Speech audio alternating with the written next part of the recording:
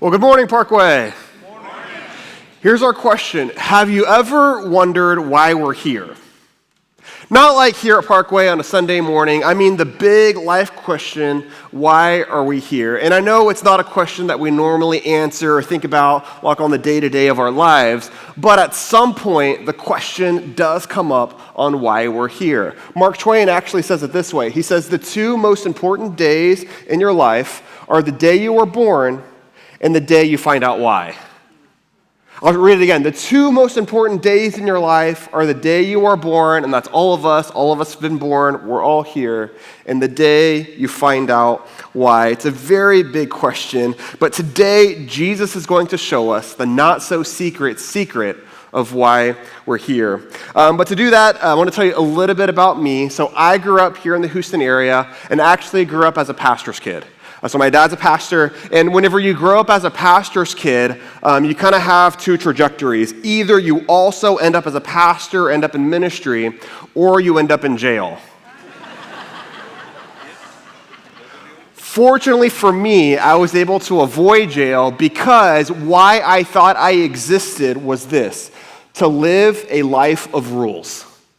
I thought my entire existence was around living a life of rules. I wanted to just be obedient to my parents and follow their rules. I wanted to know God's rules and follow God's rules. Living a life of rules is what I thought my life was about, right? To the point of one time in 8th grade, I show up to my English class and there's no adult in the room.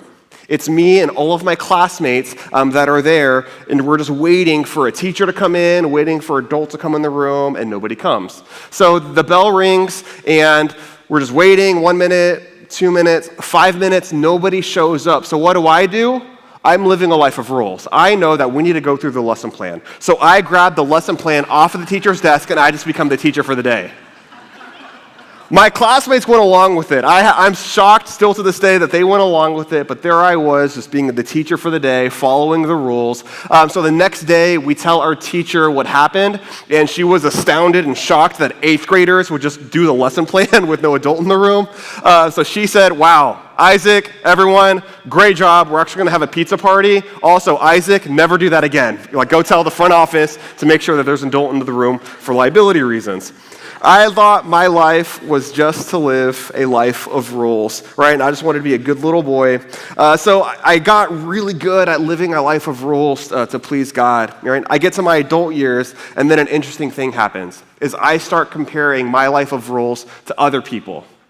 And I notice how other people are living a life of rules, and then I'm like, okay, am I following the rules the way that they're following the rules, right? I'm looking at other people, and then I'm thinking, am I reading the Bible enough? Am I praying enough? Am I evangelizing enough? I'm looking at other people, and I start comparing my rule following to their rule following, right? And ultimately, I thought God is a God of rules. The Bible is a book of rules, and my obedience to the rules is how I appease God. See, but my suspicion is I'm not the only one who's thought that. My suspicion is that all of us, either currently or at some point in our lives, have thought that God is a God of rules, and we need to follow the rules to appease God, and that the Bible is a book of rules to follow. And with that, whenever we start thinking that way, we've experienced this, is we don't really experience the love of God when we're just trying to follow the rules. We experience the judgment of God, because we never feel like we're following the rules enough. See, in others of us, we actually don't like the idea that God is a God of rules and the Bible is a book of rules from our perception, so we just rebel. And we want nothing to do with God. And we want nothing to do with the Bible because we think it's a bunch of rules that we don't want to follow. Well, if you have a bit of a rebellious spirit, you're actually in company with Jesus, because Jesus was a bit of a rebel himself, not against God, but against the rules. See, as we've been talking about in the series, the Pharisees are all about the rules and making sure that other people keep the rules. See, Jesus was unruly, and Jesus rebelled against the rules of the Pharisees. And there was actually an encounter that Pharisees had with Jesus, and they asked him, what is the greatest rule? We're going to read read it in just one second. It's in Matthew chapter 22. And the Pharisees are asking Jesus, what is the greatest rule? See, and up to this point, the Pharisees, they've been assaulting Jesus with different kinds of difficult questions. See, these questions are not sincere that the Pharisees are asking Jesus. We see this all the time in the media, do we not? Where somebody will ask a question, and sometimes it's genuine, when they want a genuine answer, but sometimes we see in the media that somebody will ask a question, and they're just trying to gotcha, and they're asking a very unsincere question just to try to trap somebody. And that's what we find ourselves going on in the story, is the Pharisees are just trying to trap Jesus with a gotcha question. And it's not just any Pharisee. There's actually a lawyer. The lawyer is ready for debate. He's ready to debate Jesus on what the greatest rule is, because the Pharisees think that life is about a life of rules. And to do this, with the lawyer, they hoped that Jesus would answer in a way that they could, with a gotcha, that would destroy him and destroy his credibility. But Jesus does not debate. So let's read an encounter that the Pharisees have with Jesus on them wanting to debate living a life of rules. So we're going to be in Matthew chapter 22. We'll start in verse 34, where it says this. Hearing that Jesus had silenced the Sadducees, the Pharisees got together. And one of them, an expert in the law, tested him with this question.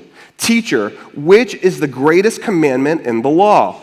Jesus replied, love the Lord your God with all your heart and with all your soul and with all your mind. This is the first and greatest commandment. And the second is like it. Love your neighbor as yourself. All the law and the prophets hang on these two commandments. So here, Jesus says that we don't live a life of rules. Jesus says why we're here, to live a life of love, right? We are here, you are here on this earth to glorify God, to be a son of God, to be a daughter of God, and to live a life of love. So here's our question for this morning is this. How can I live a life of love? How can I live a life of love? Life's not about a life of rules. Jesus is saying it's about a life of love. So how can I live a life of God? Love. Number one is this. Your first fill-in is this. Love God with my whole self.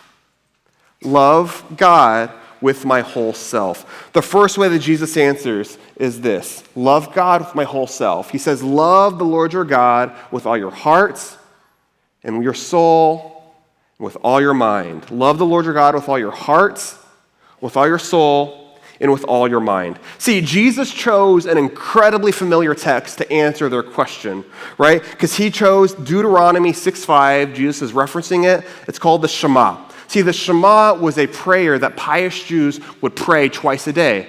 And they would write it on their doorposts, and they would wear it around their necks. The Shema that Jesus is referencing is very important to Jews. See, and even the Shema is drawing on the very first command that God gives his people, right? So in Exodus chapter 20, verse 3, we're familiar with the 10 commandments, yes? Okay, commandment number 1, do we know what it is? You shall have no other gods before me. That's the very first command that God gives to his people in order to have a relationship with them. So that's what the Shema is pulling from, and that's what Jesus is quoting, is that we are to love God with all of our hearts, with all of our souls, and with all of our mind. This was not a surprise to the Pharisees. The Pharisees they were not surprised that Jesus would pull this text. Here's what loving God with all your heart means. Find in God a satisfaction so profound that it fills up all of your hearts. Loving God with all your soul means find in God a meaning so rich and so deep that it fills up the aching corners of your soul. And love God with all of your mind means find in God the riches of knowledge and insight and wisdom that guide and satisfy all that the human mind was meant to be. We don't have to be dumb Christians. We can be smart Christians, and we can use our mind, right, and our soul and our heart to love God. It's incredible. Love God with the whole self means that we recognize that God is in charge, we recognize God's lordship, and we love him through worship and through daily and through our daily life and action.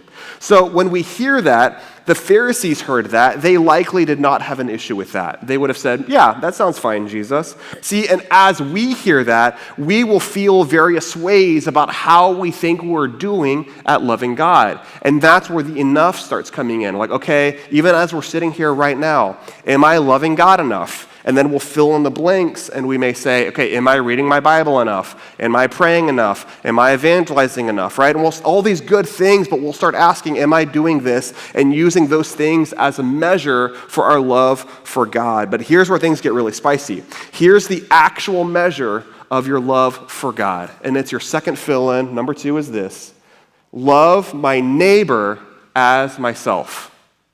Love my neighbor as myself. The second great command: love my neighbor as myself. See, Jesus knew exactly what he was doing, and he knew how to expose the heart of the Pharisees. See, Jesus, again, he pulls from the Old Testament. He pulls from Leviticus chapter 19, verse 18. Leviticus, that's the book that you have this at the beginning of the year, you want to do your Bible reading plan, and then you get to Leviticus, and you're like, I can't do this, and you stop.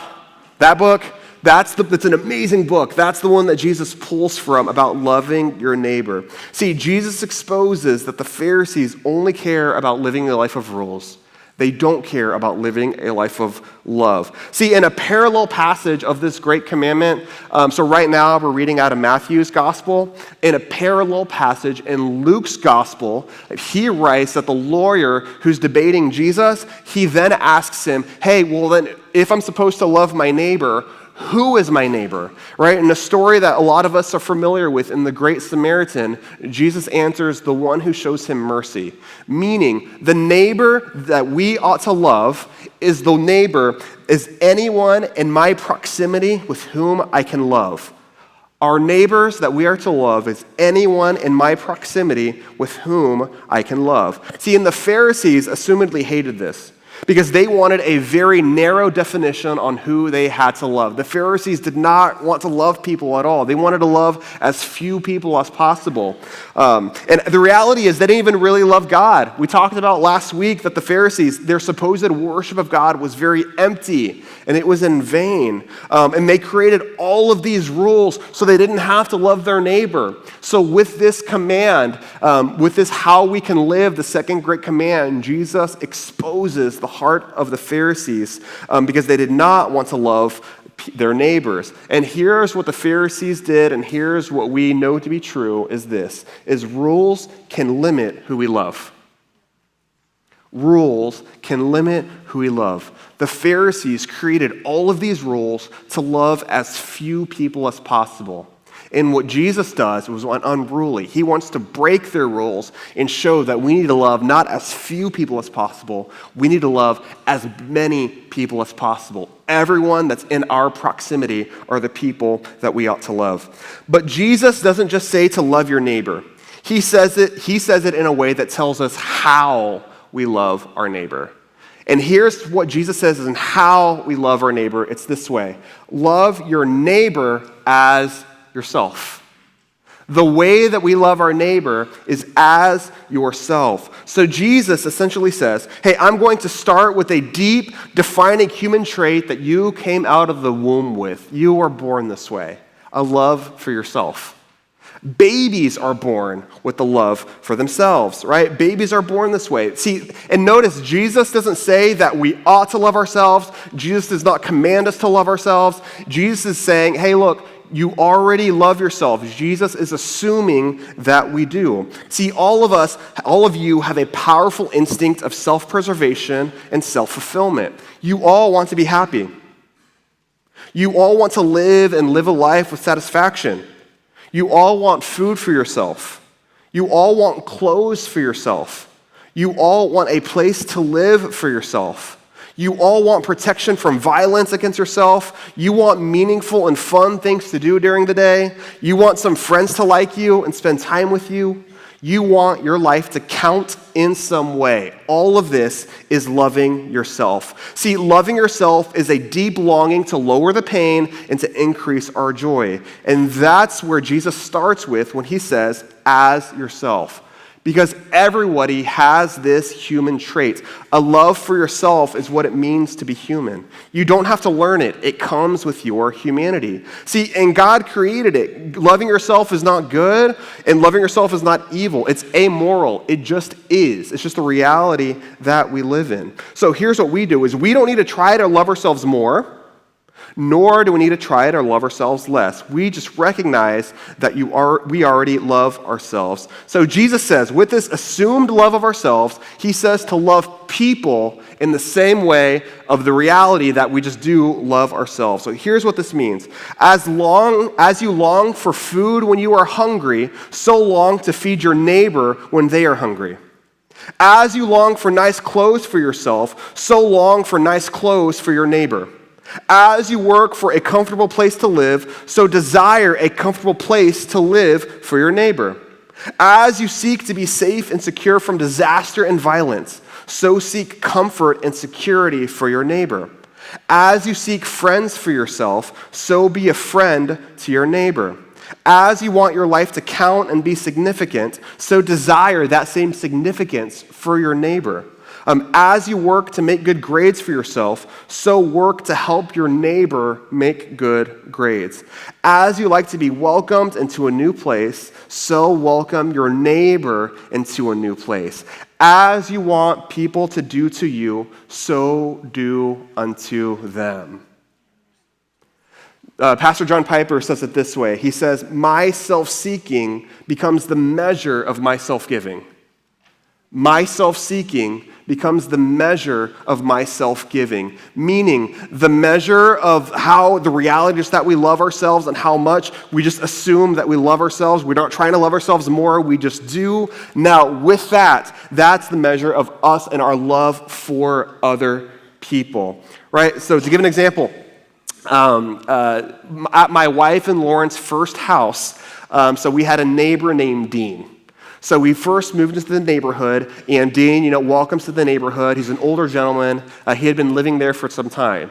And while we're there, Dean helps us figure out trash day.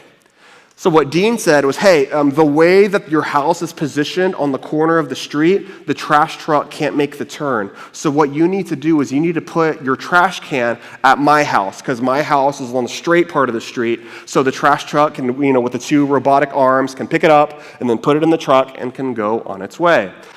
So I was like, okay, thank you, Dean. So the first night of trash day, early or late that first night, I put my trash can at his house, and then I go to work. I come back the next day, and my trash can is not at Dean's house. My trash can is actually back at my house because Dean had placed my trash can back. And I thought, okay, well, I'm new. It was the first trash day. I go out the next week. I put it out at night. Dean had put it back at my house. For the entire 3 years that we lived there, Dean put my trash can back to my house. One of the days it was raining, right? And, whenever they put the trash can back with the truck, sometimes the lid stays open. Well, it rained that day, and the rain had flooded the trash can. But I didn't know any of this because Dean had gotten my trash can, dumped out the water of the trash can, cleaned it out before he put it back at my house. As Dean loved his trash can, so he loved my trash can.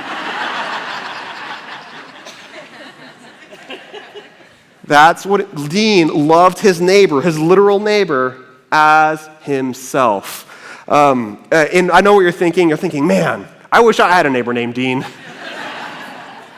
But here's what Jesus asks us to do, is we don't just wish for a Dean, we become Dean.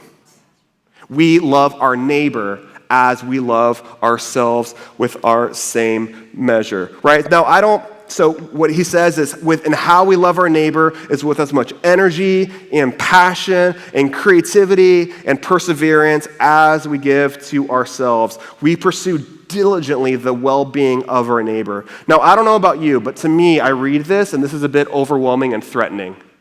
Because I don't read, love your neighbor as yourself. My brain understands, love your neighbor instead of loving yourself. So now my neighbor in my human flesh becomes a threat to me. Because I only have a limited time and energy and resources and money. So if I'm giving it to my neighbor, what is there for me?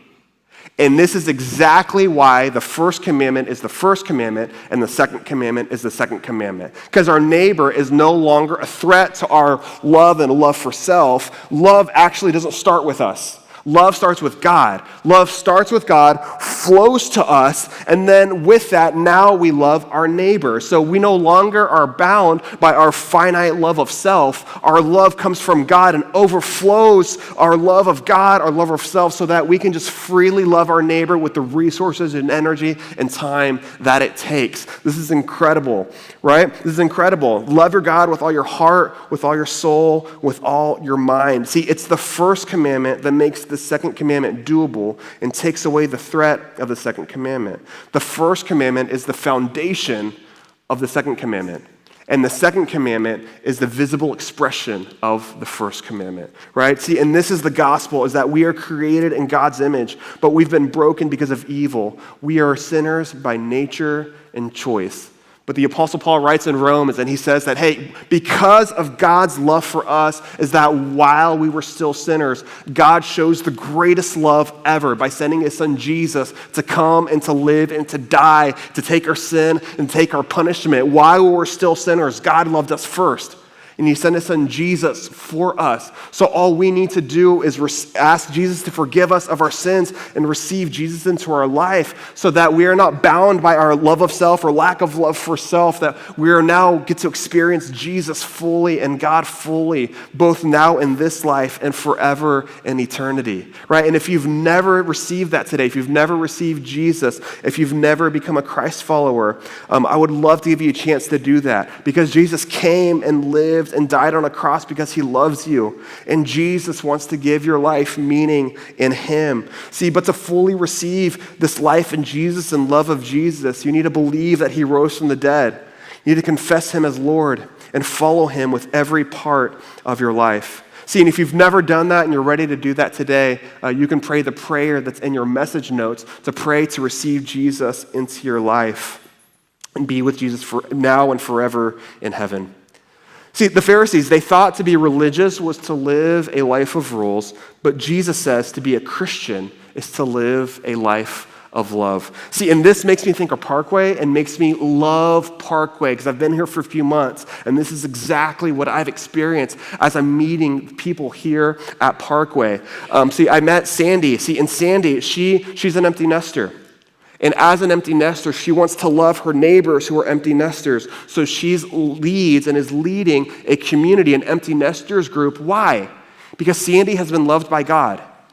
And with her love for God, she wants to love her empty nester neighbors as she loves herself, right? So Sandy, love from God, loves neighbor, is living in this way. There's another guy in my small group, a guy named Umberto. Umberto had a lot of success with his finances previously in his life. So what did he do? Well, he felt one day that God called him to help Spanish-speaking people with their finances.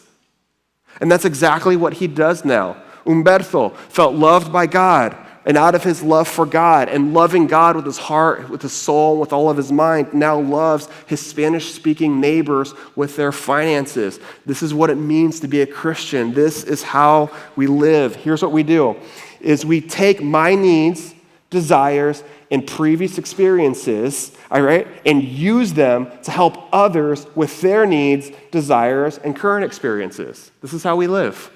I take my needs, my desires, and my previous experiences, and I use them to help others with their needs, desires, and current experiences. See, a life of love is exactly what Jesus wants us to do.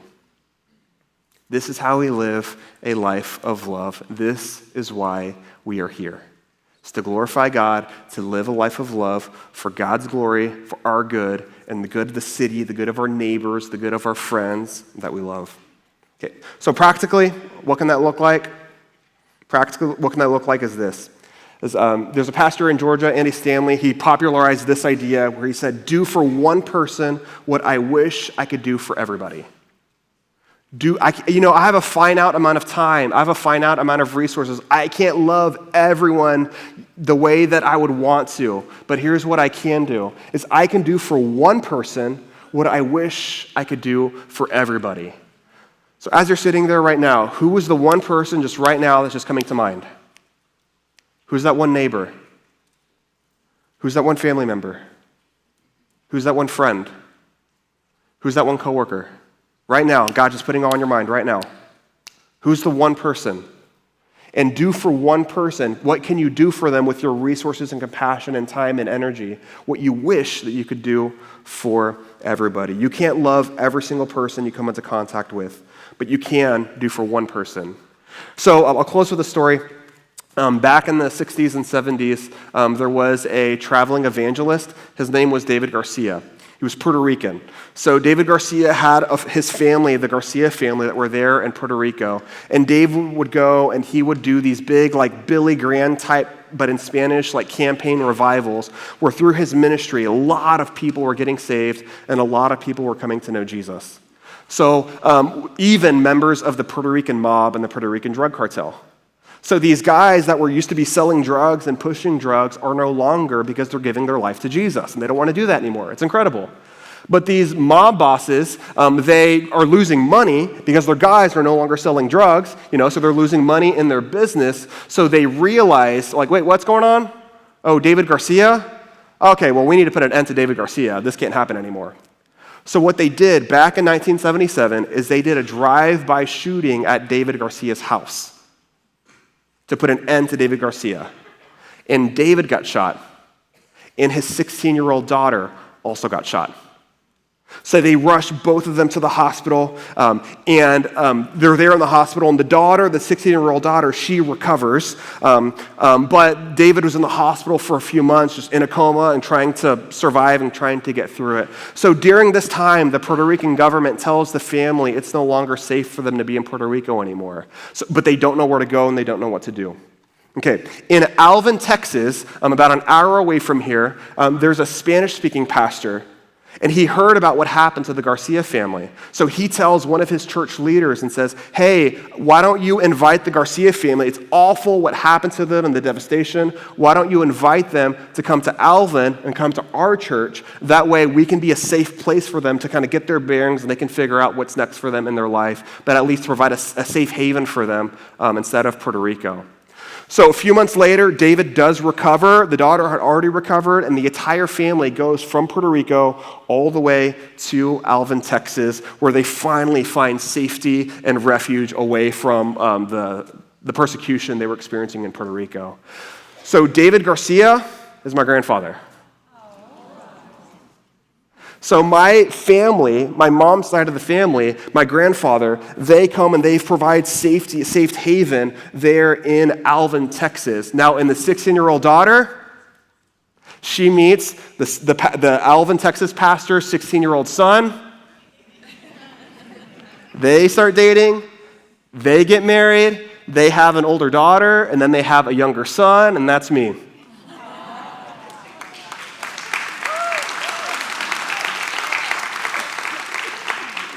I would not exist. I would not be here if it weren't for the Trevino, Texas family doing for one family what they wish they could have done for everybody.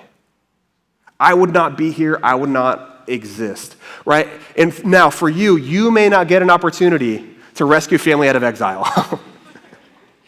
But you can still, so this is me. This is not my story. It's part of my family story. But for me, for all of us, what can we do for one person what we wish that we could do for everyone? And as we're doing that, how is God going to use us with our love for Him, His love for us, our love for other people, being able to love someone else the way that God has loved us? And this is what we do for our good, for God's glory, and for the good of the city and the people and the neighbors that we love here in Katy, here in Fulshire, here in Fort Bend County, Harris County, our surrounding areas, wherever we find ourselves. Who has God put in our proximity, and who is the one person that God is asking us to love right now? This is what we do as Christians. Let's pray. God, we're so thankful for you. God, we love you. God, my prayer, God, for all of us is that we just come to mind, you just put in our mind the one person that you want us to love. God, because you've loved us first.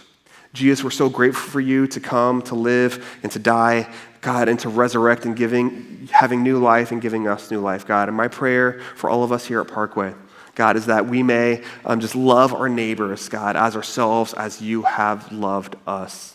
God, we love you. We're so grateful for you. In Jesus' name, amen.